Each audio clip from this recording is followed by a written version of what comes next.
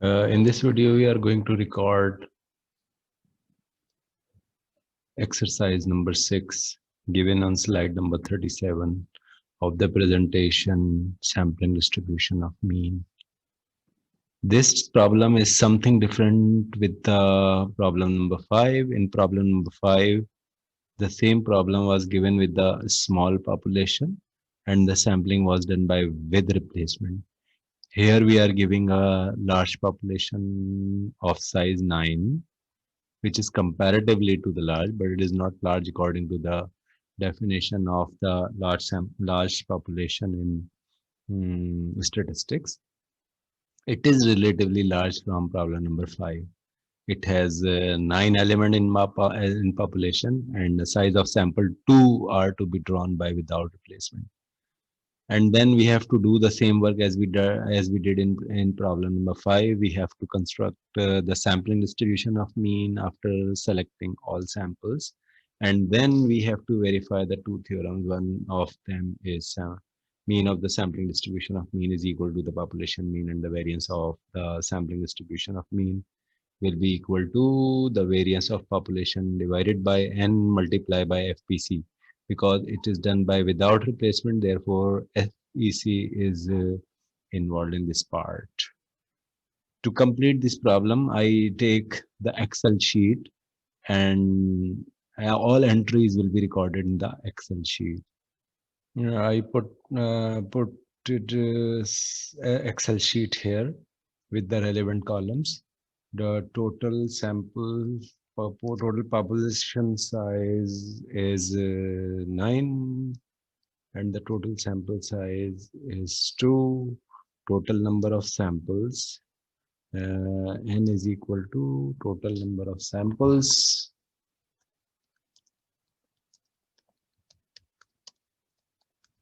is equal to NCN, n combination n. N combination small n. So we can say that it is equal to 9 combination 2. 9 combination 2, if we solve 9 combination 2, it was equal to 36 samples. The total number of samples are 36. Total number of samples are n combination n. This is 9 combination 2. Total numbers are 36. Now we have to construct 36 rows for these samples, and then samples will be taken here in column number 2 and 3. The first sample will be in column number 2. The second sample will be in column number 3. All these samples are taken here, and then the mean of all samples are to be computed. I already put the formula here in column number 4. Then all unique means will be recorded in this column, because this is the table which is known as a sampling distribution of mean. Then the frequency of all samples will be taken here in column number 2 of the sampling distribution of mean. Then probabilities are to be calculated. For computing the mean of the sampling distribution of mean, we need mean times probability of mean, and mean square times probability of mean. I'm completing all of these columns here, and then we will calculate the characteristics of sampling distribution of mean. The first sample will be 1, 2, then 1, 3, and 1, 4.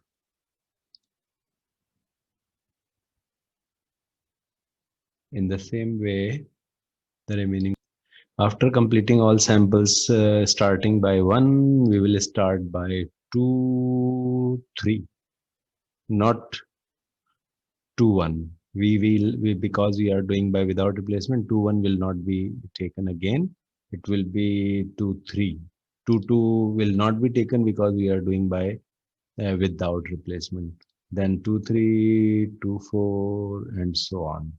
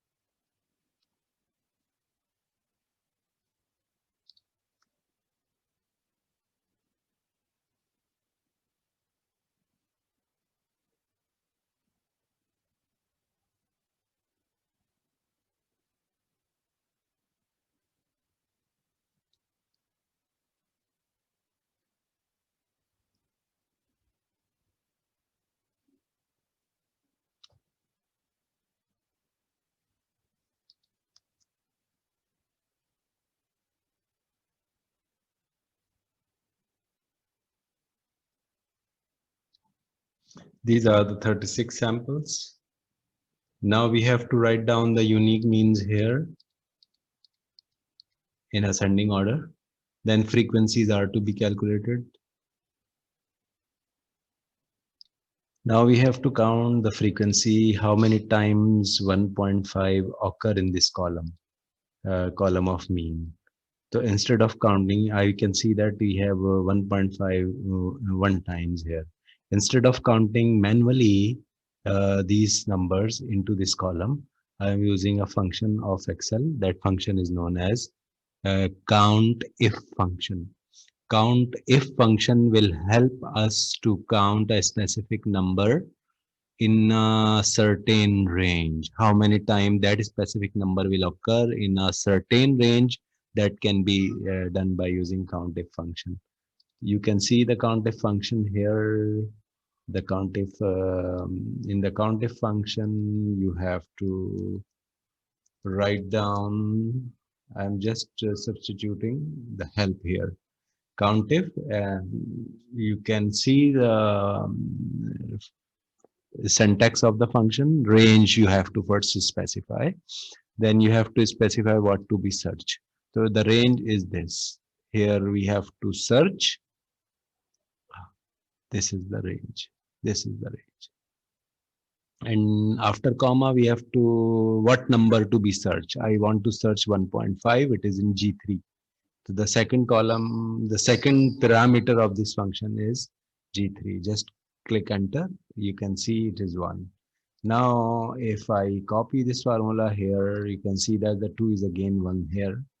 And 2.5, 2 times we have 2.5 here. It is 2.5 and it is 2.5. So 2.5 is occurring 2 times into the table. Now I'm just copying this formula till the last. So you can see that 1.5 is 1 time, 2 is 1 time, 2.5 is 2 times, and so on. 6 occurring 3 times. If I take the total of all of these frequencies, so according to the perception, it must be 36, because these samples are 36 that we have counted here. So it is verified that total of all frequencies here are 36. Then we have to write down the probabilities here. The first probability will be 1 upon 36. The second probability will also be 1 upon 36, and so on. In the same way, we have to write down all of the probabilities after completing the probability. I want to write down these probabilities in ratio, not in fraction. The reason is I want to show the exact formulas. Exact formulas can be checked by ratios, not by fractional, because in fraction, Excel will remove the certain decimal fractions. Now all of the probabilities are written here in the form of ratio. 1 upon 36, it is 1, 1 upon 36, it is 2, 2 upon 36, it is 4, 4 upon 36, and it is 1, 1 upon 36. If I take the total of this will be equal to 36 upon 36, which is equal to 1. 36 upon 36, it is equal to 1.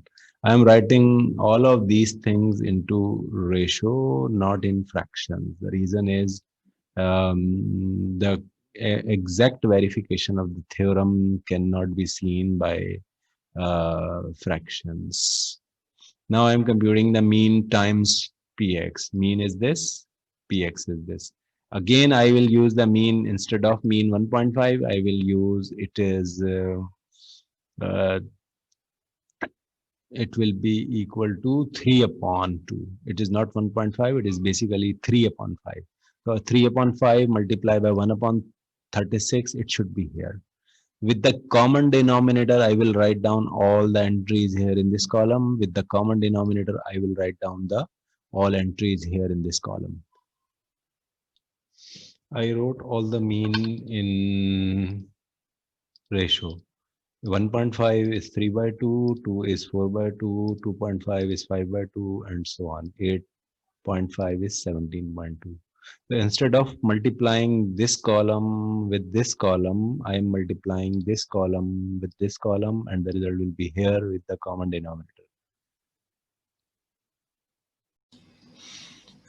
For the computation of the mean of the sampling distribution and the variance of the sampling distribution, this table is referred to as sampling distribution of mean. Two more columns are here. It is for computing the mean of the sampling distribution of mean. This is required for the variance of the sampling distribution of mean. I have multiplied 1 upon 36 by 3 by 2. The answer will be 3 by 72. Then the product of 1 by 36 and 4 by 2, it is 4 by 72. The common denominator is 72 all over there. The last entry will be 17 by 2 multiplied by 1 upon 36. So this is equal to 72, 17 upon 72. By taking the common denominator, which is 72, the total of the numerator is to be computed. The total of numerator is here, 17 plus 16 plus 30 and so on up to 3. We have a total of 360 upon 72. This total is referred to as the mean of the sampling distribution of mean. So I can write down this total here, 360 divided by 72. This total is 5, and this total is 5 is must be equal to the mean of the population. I will verify it in the next column.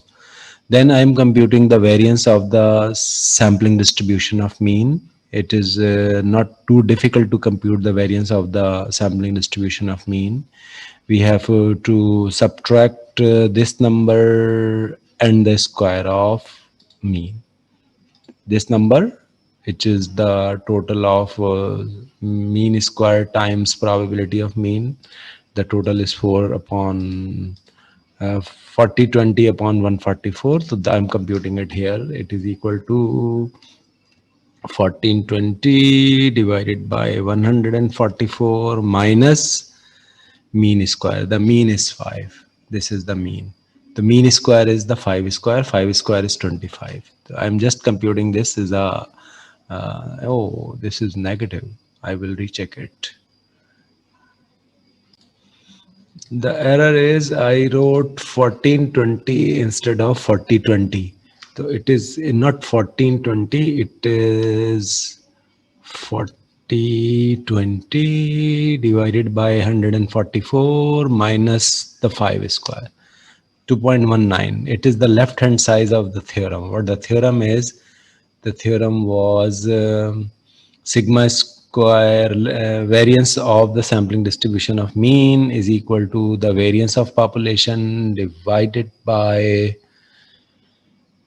the sample size multiplied by the FPC. Now we are going to calculate the right hand side of this theorem. Right hand side of the theorem, I have already computed the right hand side of the theorem.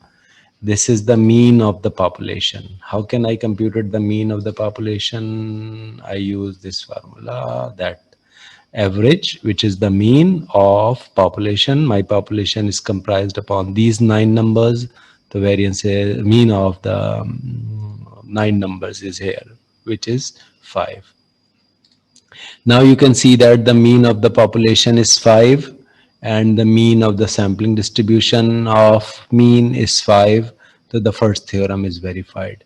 Now we are going to calculate the second theorem. For computing the second theorem, we need the variance of population. So I use direct formula of computing the mean of the variance of the population. The Excel formula is VAR dot P. It is the variance of the population, and these 9 numbers are my population. So now the variance is 6.66. Now the theorem, what we have to prove is this right hand side. Sigma square, which is the variance of population divided by the sample size multiplied by the FPC. So I have computed the FPC separately. The FPC is this.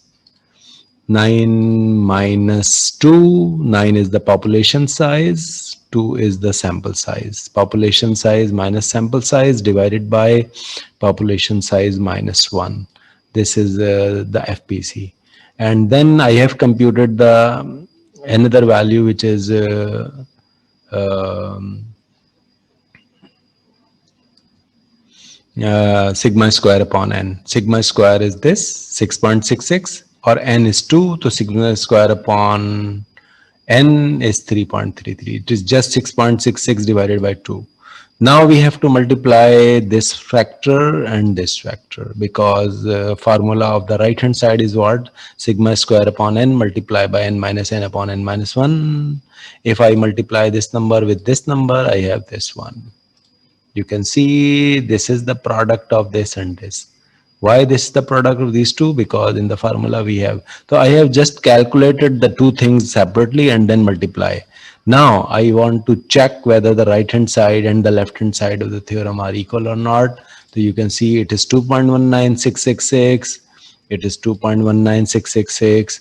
The both values are identical. So finally we can say that the variance of the sampling distribution of mean is equal to the variance of population divided by n multiplied by the FPC. So these two theorems are verified.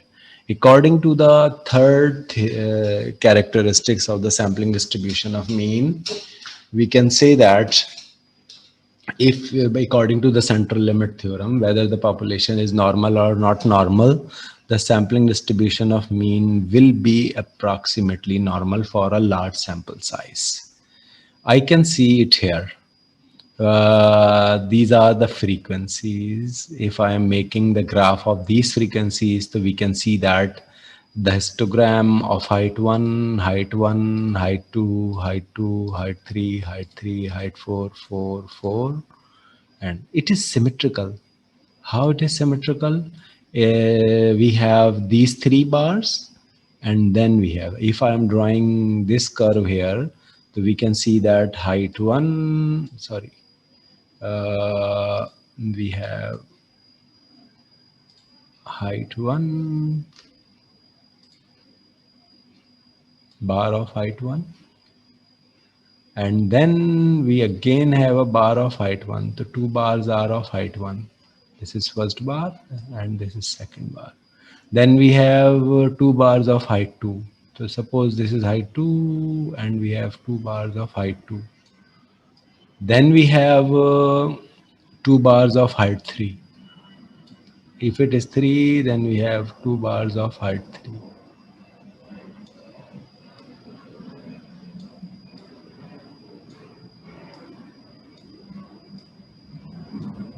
Now, 3 bars of height 4. This is height 4, and we have 3 bars of height 4. This is the first bar of height 4. This is the second bar of height 4. This is the third bar. This is the left segment of the graph. Right segment will be identical. How it is identical? You can see the remaining values. The remaining values will be same, because the remaining part is again height 3, height 3, height 2, height 2, height 1, height 1. So we can say that this graph is a symmetrical graph, more or like it is look like as normal. But what the theorem was saying, it will be approximately normal whenever the sample size large. In my sample size is of size 2, I am observing that it is approximately normal for a very small sample size. So it is a confirmation of the central limit theorem. Three characteristics all over there we have to observe for the sampling distribution of mean. One characteristic is the mean of the population and the mean of the sampling distribution are identical. Second is variance of the sampling distribution of mean is equal to the variance of population divided by n multiplied by the FPC. And the third characteristic is if the population is have any shape, then the sampling distribution of mean will be approximately normal for the large sample size. But we are observing that for a small sample size, it is approximately normal. That is the end of the these exercises from the presentation of sampling distribution of mean. Thank you very much.